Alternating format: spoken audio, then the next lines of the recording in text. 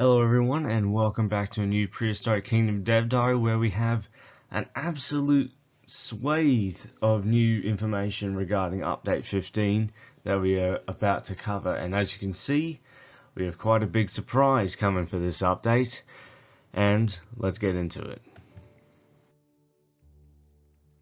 So this dev diary contains the surprise reveal that breeding has been pushed forward in the dev cycle and will be making its way into Prehistoric Kingdom in update 15, alongside Gallimimus, Paleobotany, feeding enrichment, and animal sociality. Absolutely incredible to see that breeding has been fast forwarded, and we're now getting it right off the heels of the addition of ontogeny. So it's going to be really cool seeing animals like the little velociraptors here actually be born as a second generation rather than having to be incubated separately. So you're going to be able to recreate some real breeding programs with some of these extinct species, which is just really cool to think about. Though originally slated for the end of early access, the team have been secretly working on breeding since Update 14 launched back in April. Thanks to its very warm reception, we re-evaluated our plans and came to a few conclusions. Players loved baby animals. We really wanted to work on breeding. Breeding would add even more gameplay to the vets and diseases coming in Update 16, and as you might imagine, it was a pretty quick decision for us. It also made a lot of sense since our initial vision for Update 15 was an animal behavioural update. With breeding on top, this is the first time that the animals are actually trying to accomplish a long-term goal. They've only ever had to solve immediate needs like hunger or thirst, but now they have an impulse to mate, look for a mate, and successfully court one another. Find a nest, build it. There's a lot going on in their little brains. And there's a true evolution of the partner state and family dynamics we introduced in Update 14.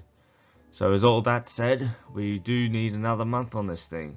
This means we're aiming to get a public test branch out in late July to test various features, with the full update 15 coming in late August. It is a really big update with a lot of moving parts, so we can only ask for your patience.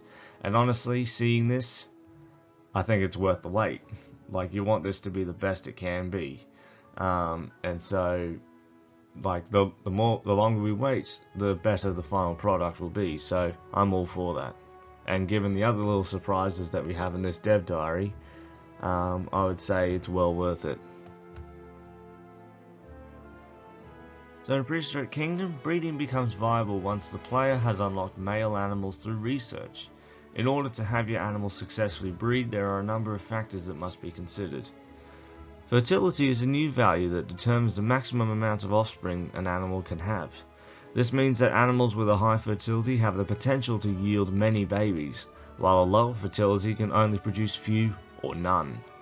In order to get animals with high fertility, players will need to adjust the growth speed and maturity of their creatures in the animal nursery. The slower an animal grows, and the younger it is, the higher its fertility will be upon reaching adulthood. This means that players who take the time to raise their animals from baby to adult will be properly rewarded when it's time to breed them. This is especially important as many offspring will inherit the fertility of their parents, averaging the two together. Throughout the year, each species has their own breeding season. This can be seen through the Paleopedia or by looking at an animal's biology panel. An indicator displays how long the season lasts and where you currently are in the year.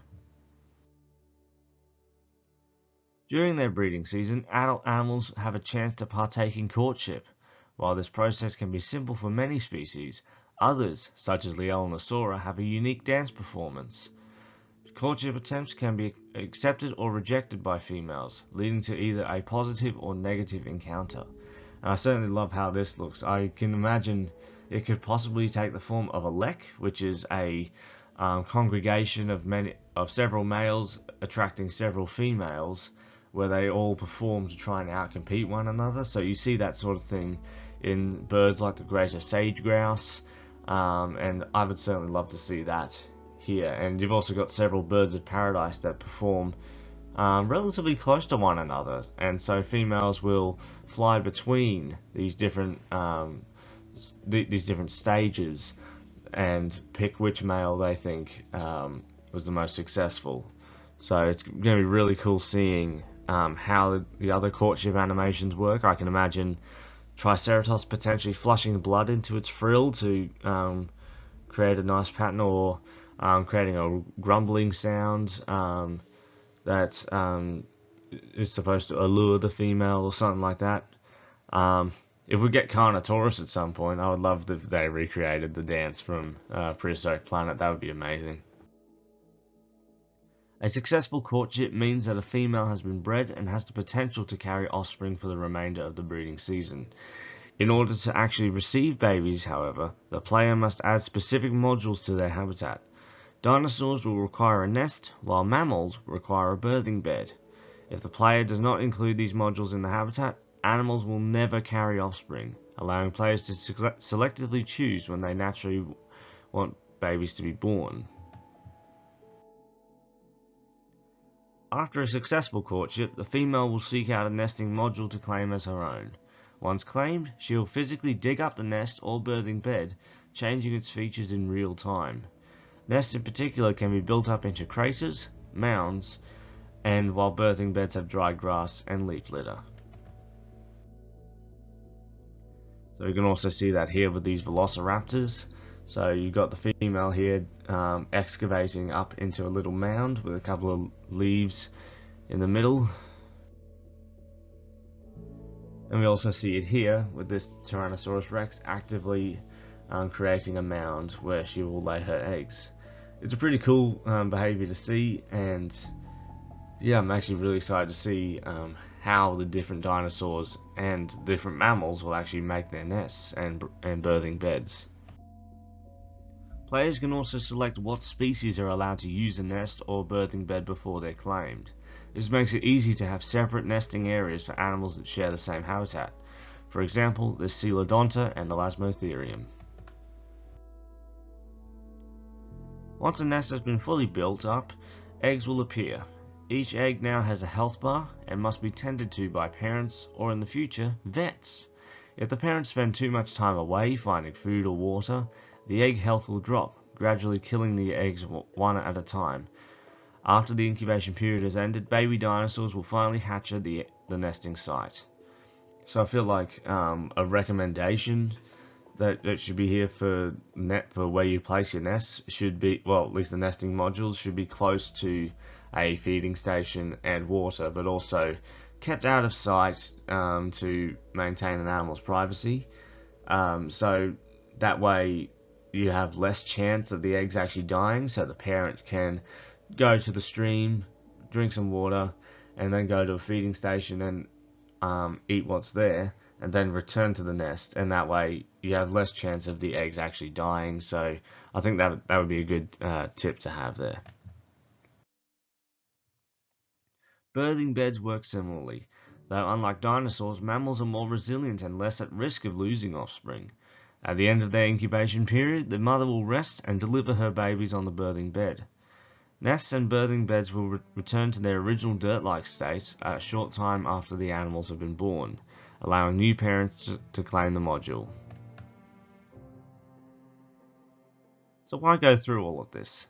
To put it simply, animals that are born in the park have a higher amount of animal points than those that were bred in the nursery. Investing into breeding is a great way to get your park rating up without spending thousands on cloning new individuals. This will be especially important come update 16 when the animals can finally die of old age. Yeah, no, that's honestly going to be sad when that's in. Like, you have a dinosaur that you've been looking after for so long, and it passes away. I think you can get quite attached to the animals, especially if you watch them throughout their entire lives. That'll be really interesting. So why did you go with placeable nests? So this is just like a selection of questions that the players might ask.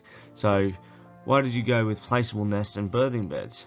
Compared to the other options we thought of, they had the best pros overall. Not only do they act as birth control, but they also allow players to design realistic nesting sites or dens exactly how they want. Leaving nest creation up to the animal AI wouldn't have yielded satisfactory results for players, and could have even caused navigation issues for baby animals or staff. We want to put that choice and control into your hands. What happens when animals with two different skins breed? Each baby will be assigned a random skin from their mother or father. Will animals fight over nests? While fighting is not implemented yet, there will be disputes that can occur between females of competitive species if there aren't enough nests or birthing dens, and this is an area we'd like to expand on in the future. And yeah, so you've got threat behaviors, threat and flee behaviors being added in the same update. So different animals would be able to threaten one another. So you'll get two Triceratops, for example, two females that are trying to claim the same nest. They'd probably just intimidate one another, and that would probably be the level that you go to until fighting is implemented, and I honestly can't wait for that. What happens if I delete a nest or birthing bed? Deleting a claimed nest or birthing bed will issue a warning pop-up that will destroy the eggs or pregnancy if accepted. Can nests become diseased? Will there be pregnancy complications? We're aiming to add things like that when vets arrive in Update 16. In the next update, however, pregnant animals will consume more food and water at the very least, so there is a little bit of management coming there. Will animals have realistic offspring amounts? Since breeding is a yearly occurrence and players can have as many nesting sites as they want, we can't use realistic clutch sizes. While it'd be cool to see 50 baby sauropodlets emerge from a nest, it's less cool to have that happen 20 times in the same month. We need to make things more reasonable for gameplay. Does a high fertility mean animals will always have lots of offspring? There is always a chance that fertile animals may produce little offspring during the breeding season. This is an intentional choice to ensure clutches remain random and varied. Do I have to worry about inbreeding? Animals will not breed with direct relatives. How do I prevent overpopulation? Species will naturally stop breeding once they go over a certain level of overcrowding in a habitat. Players can also delete nest modules or sell animals once they're happy with a population level. Later in Update 16, players will have more control over their breeding populations through feeder supplements. Of course, the animals will also die of old age or disease in Update 16, so please look forward to that. Now that you know how breeding works, we wanted to quickly showcase how much dynamism has gone into our nests.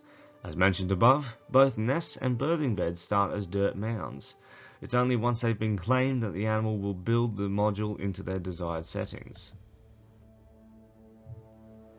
Thanks to their granular nature, we can do a decent job at replicating nests seen in the fossil record. For example, nests can either be craters, mounds, or anywhere in between, depending on the species. There's also a variety of substrates for both of them, and birthing beds. Here's how it looks when a developer fiddles with the back-end nest controls. So you can see different kinds of nests in different substrates, as well as in mounds and with eggs. Lots of eggs. So it's going to be really cool to see just what the different species do when it comes to the nests. We also have 4 different egg types, including ovoid, round, soft, and long eggs that actually sit on the outside of a nest.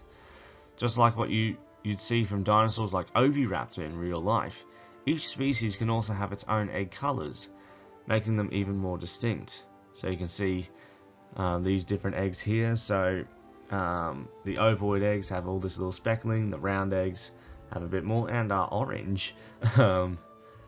The what was it called? The soft eggs, yep. Almost remind me of snake eggs, those ones. And those long eggs are bright blue. I can approve of that. Blue eggs is always great. I just like blue, guys, that's all. What's also cool is that the amount of eggs roughly depends on how many babies are actually incubating. It's not an exact one-to-one for technical reasons, but if your dinosaur has a small clutch, it will be reflected in the nest. And yes, once the babies hatch, the cracked eggshells are also left behind. So you can see the different kinds of nests here. So you can see the soft eggs do have a bit more vegetative coverage on them to keep them hydrated and so that they don't dry out. You've also got long eggs arranged out around the nest. Those ovoid eggs just chilling, and the round eggs as well. So I'm really curious to see which dinosaurs will have these different eggs. The soft eggs, I don't know which dinosaurs had those. Like there probably are ones that are fairly obvious that I can't think of for the life of me, but generally when it comes to soft eggs, I think of animals like snakes, like turtles, and lizards. So generally just other reptiles when it comes to soft eggs. I'm pretty sure crocodilians are similar in that regard as well. So I'm going to be really curious about seeing what animals lay those eggs. Another thing I'm curious about is whether the terrarium animals being added in Update 16 will actually be able to breed as well. That'll be interesting to know. We also had the reveal of the baby Gallimimus. These adorable chicks frequently run around chirping and clucking along the way. And you can also get a wonderful look at the adult Gallimimus that has had all its skin shown off and just looks absolutely spectacular. Really looking forward to using these guys in the parks. Like the other animals in Prehistoric Kingdom, Gallimimus grows up seamlessly from baby to adult. Even though we made the system, it always blows us away seeing it in action. Keep in mind, any popping seen below is not actually visible in game at regular growth speeds. So you can see one of the other Gallimimus skins there. Last update, we changed the wetland grass in response to community feedback requesting more grass texture diversity. For update 15, we're happy to say that the grasses for desert, grassland, scrubland, temperate and tropical have all been updated. The original green and dry grasses have now been moved to coastal and boreal respectively. Please note that these changes will impact existing saves, so some habitats may require a repaint depending on which grasses we used. Although this may be frustrating, we'd rather get it out of the way now while we are still in early access. Thank you for understanding. So you can see all the different grasses there. The grassland almost looks a little bit too dry, but I think it will look different once you actually put a bit of coverage over it. But otherwise, they actually look really nice. Finally, 32 species and over 200 variants later, the monumental task of adding Paleobotany is finished. Thanks to these additions, 22 new Paleobotany formations will be added in Update 15, greatly expanding the world map in the excavations menu. To help keep things readable, dig sites now use unique icons depending on if they are Mesozoic, Cenozoic, or Paleoflora related. So you can see that here with the three-toed theropod foot, likely referring to a dinosaur, the mammalian paw for a Cenozoic, and the leaves for Paleobotany. So on to a few different biomes to showcase. Boreal has two plant species, a fern-like ground covering called Aculia, and a coniferous tree named Athrotaxites. The trees in particular offer a variety of shapes, and even dead variants. So you're going to be able to create some really cool landscapes with these different Paleoflora varieties. So this is of course a Mesozoic boreal environment, so things like your Pachyrhinosaurus peritorum, Ugrunaluk, and Leelanosaurus seen in the previous image will likely prefer to live in environments such as this. I am curious as to see what it looks like with snow actually. I think it would look really nice. From one extreme to another, desert also has two species. The first is Ephedra, a diverse plant that can look like a shrubbery or a tree. The second is a particular mouthful, referred to as Welwitschiophilum. I'm pretty sure that might be how you say it. It's best I can do. It's best recognized by its large leaves and cones that grow from its center. So you can see here with our Velociraptor in amongst these plants, and a few of them do actually get quite large. And then a look at a more shrubby landscape with these Protoceratops. That looks actually really cool. Since grasses didn't evolve until the end of the Cretaceous period, grassland is a bit of a weird biome. We picked three species that fill the niche of grass coverage in a habitat, these being the low-lying cycads Satanus, the fern Raphodia, and the grass-like Schiziopsis. I think that's how you say it. But yeah, that actually looks so cool. Like, it does look like grass, and the Tyrannosaurus fit with it very well. So I'm really interested to see what kind of habitats you'll be able to create. And the last biome, the wetland, has some of the most diverse presets in the game, with a total of 8 species to work with. You've got forests, marshes, horsetails, and hydrophytes. And yeah, this shot here kind of reminds you of Prehistoric Planet, Prehistoric Planet 2 in particular, with these swamps episode with the Edmontosaurs, Triceratops, and T-Rex in a sort of swampland forest. So you'll be able to recreate a much more accurate Hell Creek with these wetland plants. We've also got a shot here of a Spinosaurus in a more at-home environment. It really fits quite well in amongst all these plants. You can see we've got these aquatic plants sitting on the top of the water. There'll be a bit more on that in a second. But yeah, I'm really looking forward to building a very nice Spinosaurus habitat with that. And also Deinonychus enjoying a much more foliated habitat. Going to look really cool.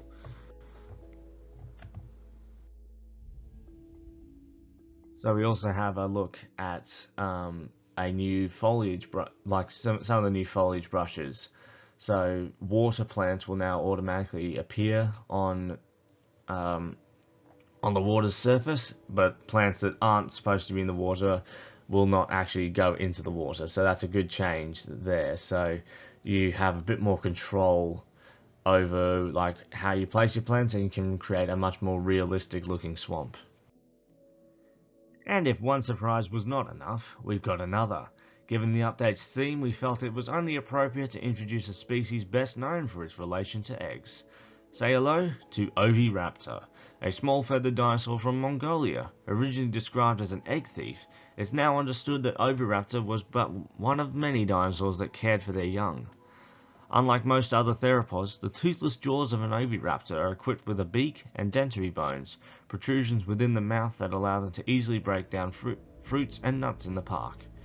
We can't wait to show you how this animal looks in game as we get closer to the release of Update 15. We've wanted to bring this animal back for a long time and are so proud to introduce it alongside nesting. And yeah, it looks absolutely incredible. I remember when Oviraptor was first revealed as part of like the original roster. Man, that was a long time ago. But it was like a sort of white color. I wonder if they'll bring a bit of inspiration for that skin back. But this one looks really nice. I particularly love the sexual dimorphism here with the male having a brighter blue coloration on a much larger crest. And a much more noticeable patterning along the body, with the female looking more drab in comparison. But yeah, I'm really interested to see how these animals will behave around the nest. So yeah, it's really exciting to see all this coming together. So we're getting 2 species in Update 15, Gallimimus and Oviraptor, both feathered dinosaurs, and from a very similar location. So that's a really cool thing to see here. But that is all for this dev diary. What is your favorite feature that has been shown? Is it the Oviraptor? Is it the new Paleobotany? Or is it the most obvious choice, the new breeding, which frankly is very exciting to see? It's really interesting how we've seen this on the heels of Jurassic World Evolution 3's announcement of their breeding. But I guess similar mindset at a similar time. But yeah, it's going to be really cool seeing the breeding actually come together in Prehistoric Kingdom, and yeah, finally be able to breed new generations without having to actually incubate them in a nursery. So it's going to be really nice to have a fully functioning park with several generations of prehistoric animals flowing through. So yeah, that is all for the June Dev Diary. I'll see you all in the next one. Bye bye.